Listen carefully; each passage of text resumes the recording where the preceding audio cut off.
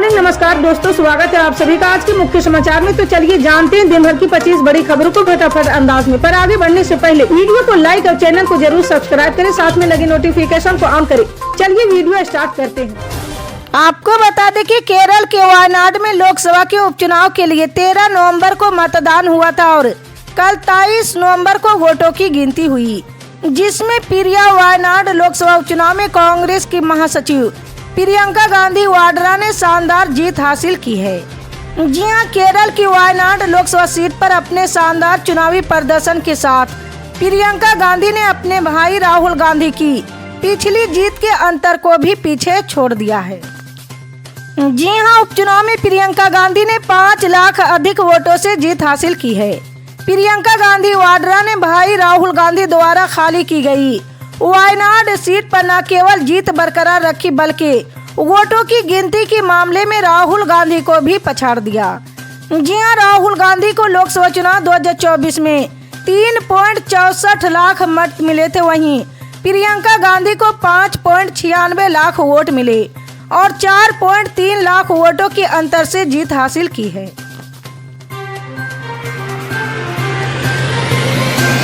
कर्नाटक में हुए विधानसभा उपचुनाव में भारतीय जनता पार्टी और उसके सहयोगी जनता दल को बड़ा झटका लगा है।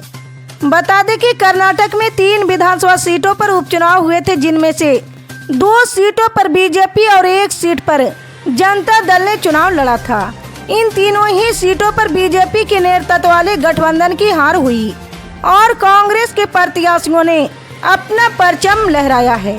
इनमें से सबसे चौंकाने वाली हार चन्नपटना सीट पर पूर्व मुख्यमंत्री और मौजूदा केंद्र मंत्री HD कुमारस्वामी के बेटे निखिल कुमारस्वामी की हुई। जी हां, निखिल को कांग्रेस प्रत्याशी CP योगेश्वर ने 25,000 से ज्यादा मतों के अंतर से मात दी है।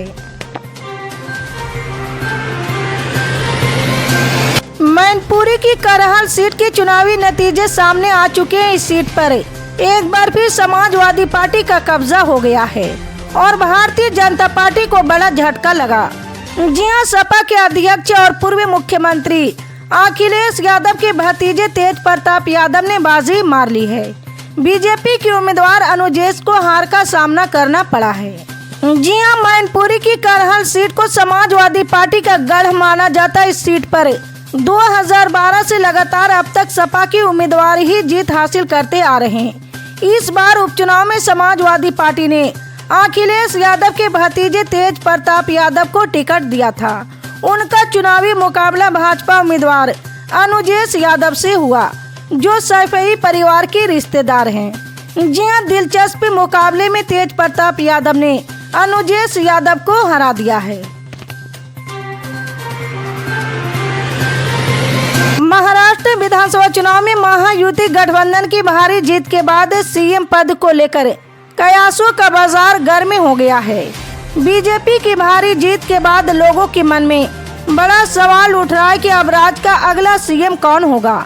ये ऐसा सवाल है जिसका जवाब महाराष्ट्र ही नहीं पूरा देश जानना चाहता है। जी हां, ऐसे में आपको बता दें कि बीजेपी का पुराना इतिहास और बीजेपी की राजनीति कहती है कि महाराष्ट्र का अगला CM तो हर हाल में इस बार बीजेपी का बनेगा। राजनीतिक पंडितों का भी मानना है कि अब कोई इफ बट न किंतु परंतु CM बीजेपी का होगा। ऐसे में महाराष्ट्र राजनीति की मौजूदा दौरे के सबसे कद्दावर नेता देवेंद्र फडणवीस का नाम CM की रेस में सबसे आगे है। ऐसे में क्या महाराष्ट्र में पहले साल वाली कहानी एक बार फिर दोहराने वाली है? क्या एकनाथ शिंदे अब CM ही नहीं महाराष्ट्र का डिप्टी CM बनेंगे? देश दुनिया में चुनावी रणनीतिकार के रूप में अपना परचम लहराने वाले प्रशांत किशोर अपने ही राज में बुरी तरह पिछड़ गए हैं। वो बिहार में हुए उपचुनाव में अपने 4 कैंडिडेट को उतारकर आगामी चुनाव में अपनी पार्टी के भविष्य की टोह लेना चाह रहे थे, लेकिन इस लिटमस टेस्ट में वो बुरी तरह पिट गए। जी हां, बिहार में 4 सीटों पर उपचुनाव हुआ था। प्रशांत किशोर इसे फाइनल चुनाव की तरह ले रहे थे। उन्होंने जनता से खुल्लम खुल्ला कहा था कि अगर बिहार में अगली सरकार जन स्वराज की देखना चाहते हैं तो चारों सीटों पर जन स्वराज के कैंडिडेट को जिताएं। लेकिन बिहार की जनता फिलहाल उन्हें मौका देने की मूड में नहीं दिखी। जी हां, इस करारी हार के बाद प्रशांत किशोर का बिहार में राजनीतिक भविष्य हिचकोले खाने लगे हैं। उनकी पार्टी की ओर फिलहाल बिहार की जनता का ध्यान जाना मुश्किल लग रहा। इसके कई कारण स्पष्ट हो चुके हैं। राजस्थान उपचुनाव की बहुचर्चित सीट दौसा में भजनलाल सरकार के कैबिनेट मंत्री किरोड़ी लाल मीणा के भाई जगन मोहन मीणा चुनाव हार गए। जी हां, जगन मोहन मीणा को कांग्रेस प्रत्याशी दीनदयाल बैरवा ने 23,000 मतों के अंतर से चुनाव हराया।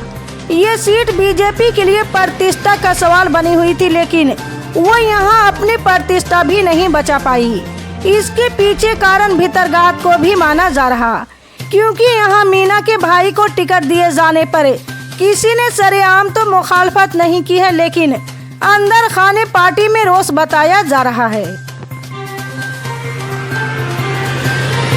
छत्तीसगढ़ सरकार ने महतारियों और बच्चों को आंगनबाड़ी केंद्रों से मिलने वाले पोषण आहार को पारदर्शी बनाने का निर्णय लिया है। इसके लिए 2 तरह की व्यवस्था लागू करने की तैयारी है। टेक होम राशन के लिए फेस वेरिफिकेशन और OTP व्यवस्था 1 जनवरी से लागू हो जाएगी। जो महिलाएं केंद्रों तक पोषण आहार लेने आएगी, उनका फेस रीडर बायोमेट्रिक सिस्टम से सत्यापन किया जाएगा, यानी महिलाओं को चेहरा पढ़ने के बाद ही उन्हें आहार दिया जाएगा, ताकि ये सुनिश्चित हो सके कि वास्तविक लाभार्थी के पास ही खाद्य चीजों की डिलीवरी हुई।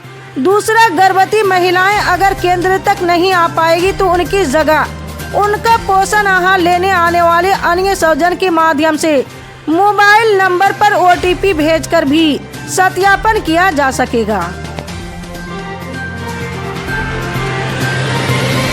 लोकसभा चुनाव में पाला बदलकर बीजेपी में शामिल हुए वन मंत्री रामनिवास रावत को बड़ा झटका लगा है। जी हां, विजयपुर में रामनिवास रावत की कांग्रेस उम्मीदवार मुकेश मल्होत्रा से करारी हार मिली। शुरुआती रुझान में पीछे होने के बाद रामनिवास रावत ने बाद में बढ़त बनाई थी, पर 16वें राउंड के बाद वह फिर से पिछड़ने लगी। कांग्रेस उम्मीदवार मुकेश मल्होत्रा ने उन्हें करीब 6,000 से अधिक वोटों से हराया है। दिल्ली की वायु गुणवत्ता में शनिवार यानी कि 23 नवंबर को एक बार फिर भारी गिरावट देखने को मिली है। दिल्ली के अधिकांश इलाकों में AQI खतरनाक श्रेणी में दर्ज किया गया। जी हां, केंद्रीय प्रदूषण नियंत्रण बोर्ड के अनुसार आज सुबह 7 बजे दिल्ली में 24 घंटे का औसत समग्र AQI 421 है, जो कि गंभीर श्रेणी में है। जी हां, दिल्ली की 39 स्टेशनों में से 28 स्टेशन गंभीर या अत्यधिक गंभीर श्रेणी में है। वहीं दिल्ली की वायु गुणवत्ता में गिरावट का मुख्य कारण शांत हवा की गति और प्रदूषकों की कम मिश्रण ऊंचाई को माना जा सकता है। इसी तरह की पल पल के अपडेट जानने के लिए जुड़े रहो हमारे MSP न्यूज के साथ। मिलते हैं अगली बड़ी खबर में, तब तक के लिए जय हिंद।